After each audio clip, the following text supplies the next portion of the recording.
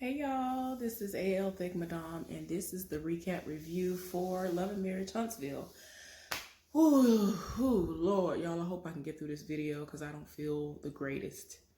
And no, I don't have the virus, I don't have nothing like that. It's just life. Anyway, y'all, this episode started out exactly where it left off last time with Tisha and Melody still trying to have some sort of communication, going over the dysfunction that has been going on. And I'm just like, Lord, y'all still going back and forth.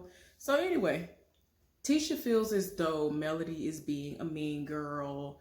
And Melody is like, okay, I'm gonna need for you to explain to me how I'm being a mean girl, because when you post stuff on social media, I come back and do exactly the same thing you do.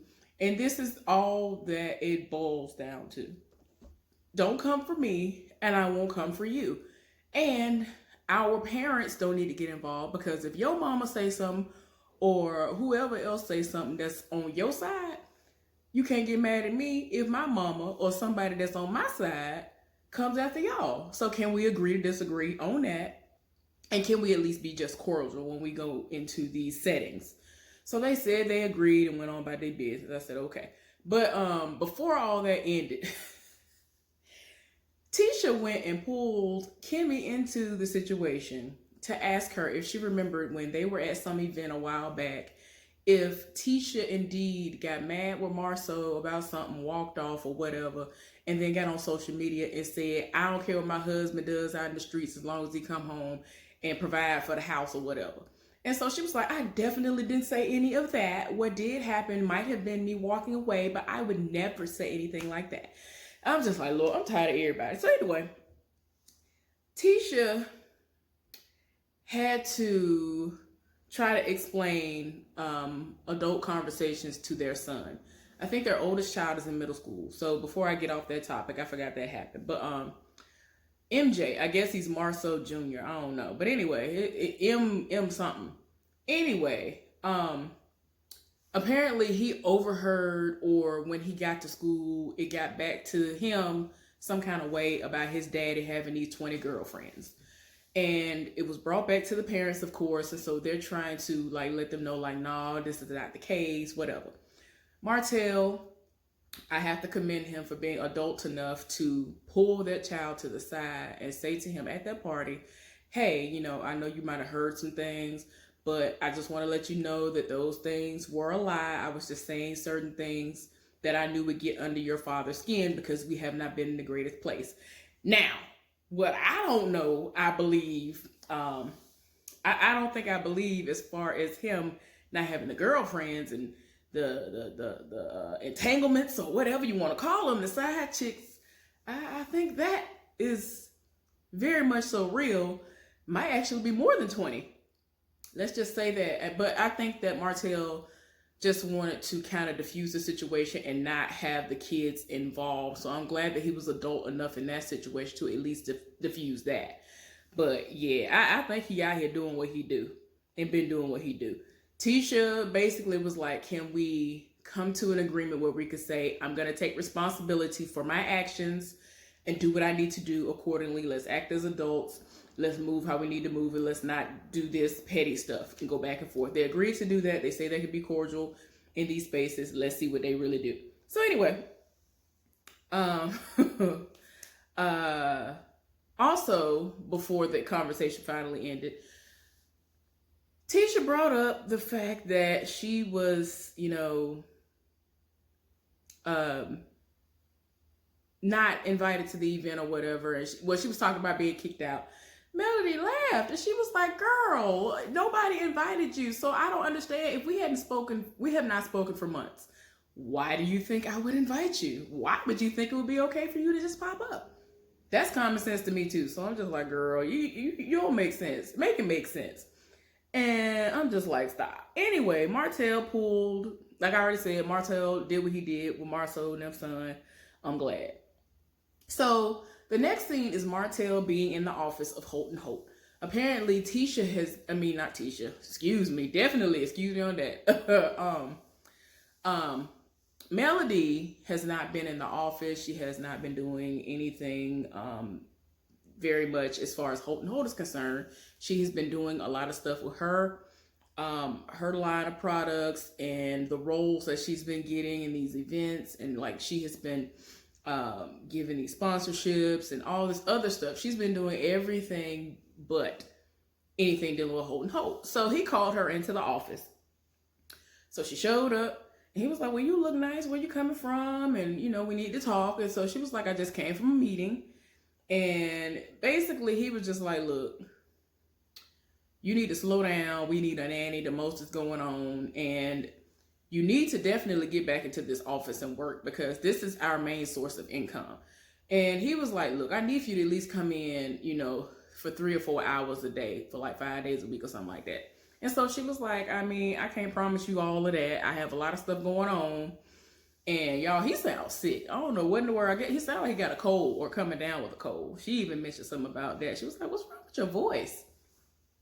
But yeah, y'all. So she was just like, well, I mean, you know, my foot is on the gas. I'm doing what I'm doing. Why can't you do whatever you feel like you need to do and just go through the process of getting a nanny? And so he was like, no, you need to get like 10 good candidates, sit them down, interview.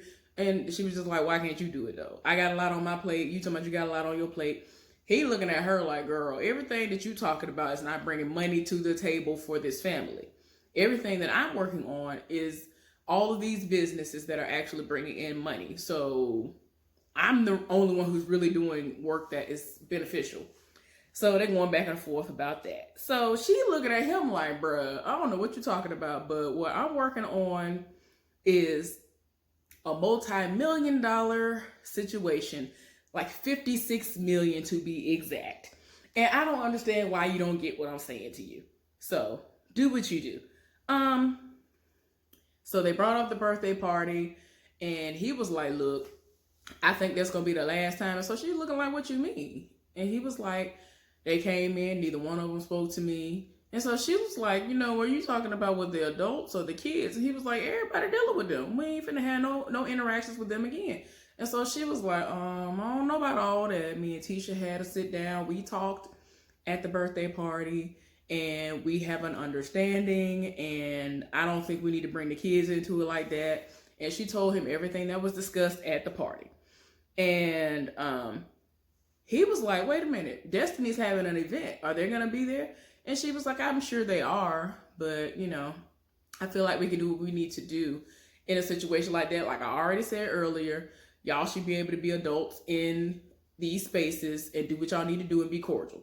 And so he's just like, I don't feel like I can be around them like that. But y'all, I was done when he was sitting up here talking about, well, maybe I need to pull Destiny to the side and let her know what it's going to be from here on out, basically talking about them not being invited to nothing else.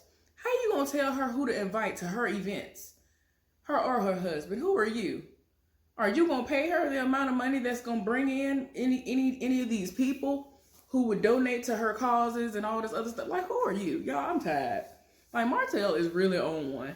Anyway, Kimmy and Maurice are at the house and, you know, he's studying and it's like kind of overload at this point.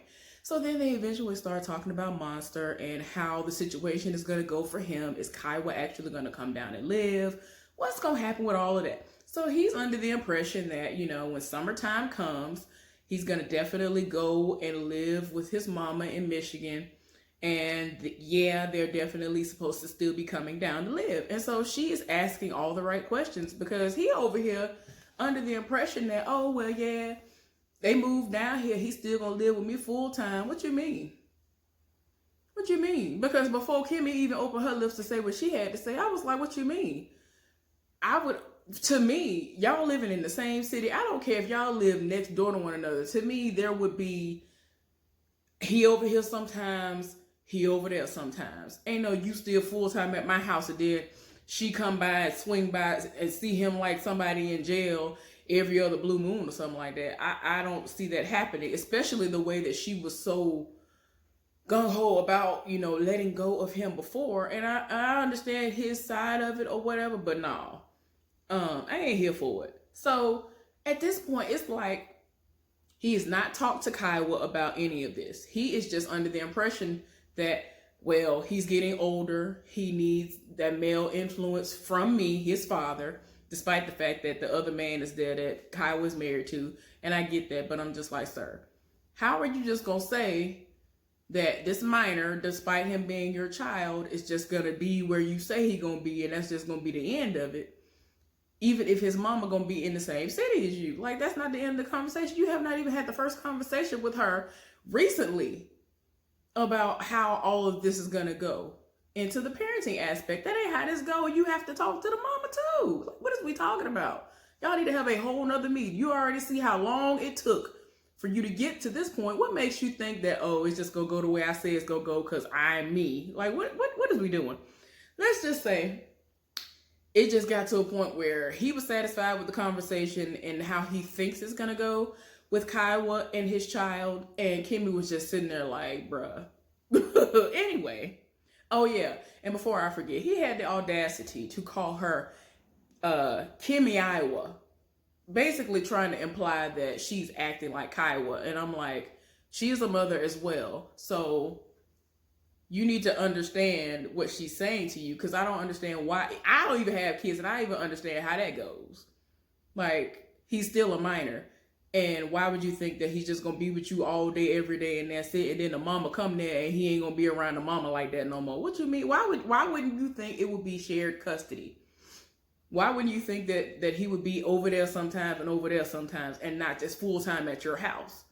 Like, I'm confused. Anyway, yeah. Tisha and Marsau at the office. Y'all, I'm tired. They at their office. They have it's supposed to be like Tisha's office or whatever. And so it's come together and they're still putting some things in there, but it's come a long way from what it was before. And Destiny is set to meet up with Marsau. So apparently Tisha didn't know nothing about all of this. So they talking and all of this. So then she ends up popping up. And so basically right then and there is when she realizes that she's there to talk to him. She really sat there and didn't move. And I was like, girl, nobody's here for you. Why are you just here? Anyway, Destiny is talking to him about the plans and the layouts that she wants if he's able to put in a decent enough bid for him to do contract work for her. She has a beauty supply store, and she has another salon or something, or all of it's incorporated in some way. Anyway, whatever it is, she wants to put these suites in, and she wants to know, would he be able to do it, and would he be able to do it within the time frame that she's asking, which would be by her birthday. She wants the ribbon cutting ceremony, talking about the mayor, all these people, like important people, the who's who of Huntsville and possibly the surrounding areas would be there, and she needs to know that he would be able to do the job and do it within a timely manner. So before the conversation hardly really gets started, Letitia finally realizes nobody's here for you. Why are you here, ma'am? I don't understand why you're even here. So she was like, oh, well, this ain't got nothing to do with me. I'm going to let y'all talk. And so everybody looking like, yeah, we're trying to understand why you're here too. But anyway, so she went over to the side somewhere else. And so they talking, and she would come out of nowhere. One point in time, she was like, are there natural hairstylists in there? Because we would need to know that. I'm like, girl, where's the we coming from? Are y'all business partners on this venture and we just didn't know about it? I don't think so, because the way that she looked at her and the way her husband looked at her, everybody tired. Like, she kept coming out of nowhere saying stuff. And then, like, before all that even happened, when she finally got up and moved out of the way, because apparently ain't really no chairs in there like that, which is, cool because it's just her office and she don't really need that many things right now. And it's not open for the public like that. So that's cool. But he told her, he was like, can you get me a cup of espresso? And so she was just like, sure, I can do that. Y'all, the music that production be playing at times when they're on the screen, the shade is real. And I'm just like, y'all know y'all wrong. Y'all know y'all wrong. Why y'all doing this? Y'all just be looking like, y'all are being so petty in this moment. Go back, if y'all ain't paying attention to the music, go back and look at the scenes with them in it. Like, especially this one, the music was petty. And then I'm talking about even down to when they were in the confessional. I'm like, y'all are being really petty. Y'all, anyway. So yeah, they talking, and it's funny because like when she first came into the office, he was talking about, what do you want to drink? Do you want coffee or espresso or whatever? Too? And she was like, oh no, I can't have anything like that. That's too strong for me. I'm with child.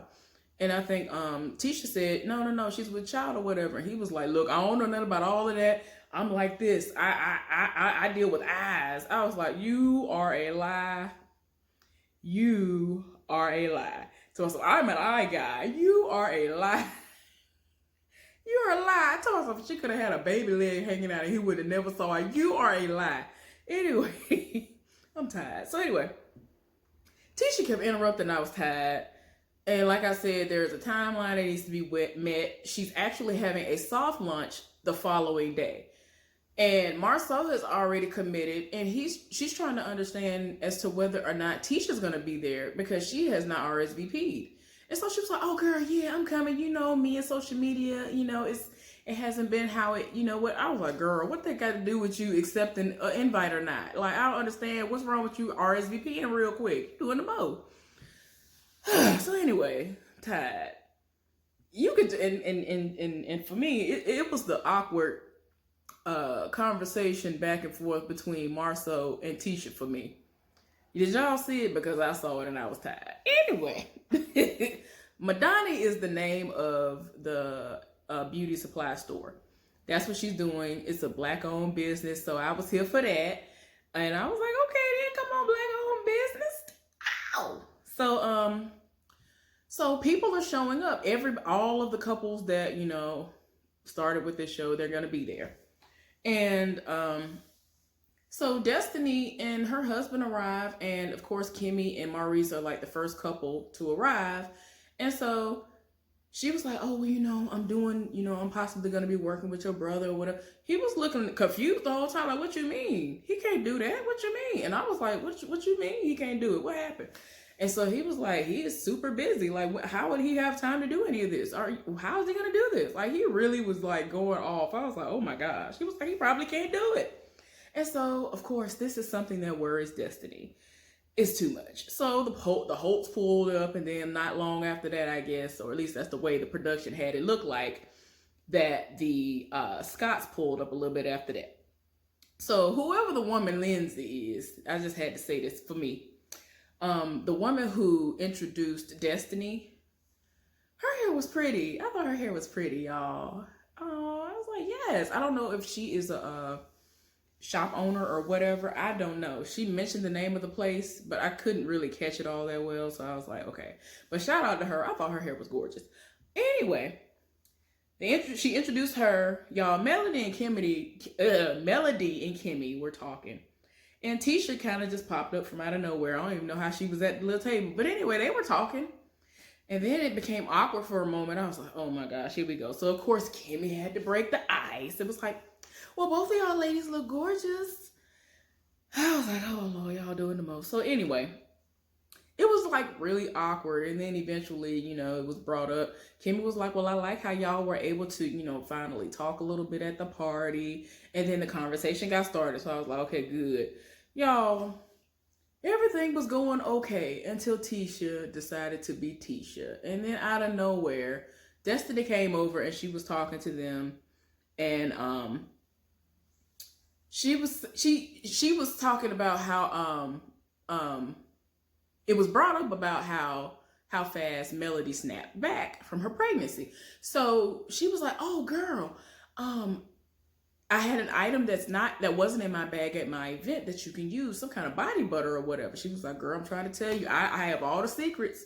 So one of the items that she would need was already in her bag, but it's another one that she didn't put in the bags that she said, girl, I'm gonna give you some of that. You ain't got to worry about that. Out of nowhere, here comes Tisha to myself. I was kicked out of the event, so, I haven't done nothing about that. Was over there dying. Like, she had one of those psychotic laughs out of nowhere. And I was like, girl, what's wrong with you? What's wrong with you? But anyway, and then she just randomly does a segue into her talking about she's hosting this event where it's called the power of marriage. So as soon as she said that, I was like, what kind of foolishness is this about to be? Y'all, and she didn't disappoint me. Talking about it's gonna be where these couples get together and there is gonna be a panel of people. Okay, before she really get all the way into it, Melody was like, because she was like, I'm inviting all of you to this event and it's gonna be so amazing. And so Melody was like, oh, okay, well, who all is gonna be on the panel? Who's gonna speak? So she was like, oh, yeah, who's gonna speak is Kimmy and Maurice, of course. Kimmy looking like, she talking about me. What? Who gonna speak? Everybody looking like, what? And so everybody peeped the fact that didn't nobody know this. Kimmy didn't even know this was gonna happen. So Kimmy in the confessional looking like, girl, how you gonna say all of this in front of her, knowing that y'all still basically got beef and got the most still going on? Like, this ain't making no sense. You ain't clear with her. You don't know what's on her schedule for that day. You don't know what's going on, but you're doing the most. And so you go to my Sadaric and girl, I was like, girl, bye. Sadaric and his wife, bye. Laberic and Destiny, I think. Basically all the couples that we've seen on here. And I'm just like, and then said, of course, me and Marceau, of course. Girl, no. Y'all the main ones need to go somewhere and sit down and listen to some people who actually know what's going on. And Destiny was even in her confession and was like, nah, I'm definitely not going to be taking no kind of advice from them. But I mean, maybe if it has something to do with making espresso, I will. I was like, girl, the shade. Woo, child, I was so tired. But this is what I'm talking about. Y'all see what I'm talking about? Tisha, it's all about, if it ain't the Tisha show, it's a problem. I'm just tired. She literally made the situation about her out of nowhere.